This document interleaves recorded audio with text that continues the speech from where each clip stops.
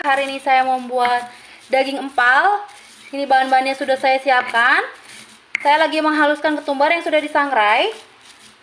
Lalu kemiri juga yang sudah disangrai. Nanti kita haluskan lagi bersama bawang putih. Tata daging yang sudah direbus tadi. Yang penting sudah direbus sampai lembut. Masukkan bumbu halusnya. Tambahkan 1 bungkus santan. Garam, gula, kaldu jamur secukupnya. Tambahkan air rebusan tadi. Ini kita masak bentar aja karena dagingnya juga sudah lembut. Tambahkan sedikit asam jawa. Direbus sampai airnya menyusut.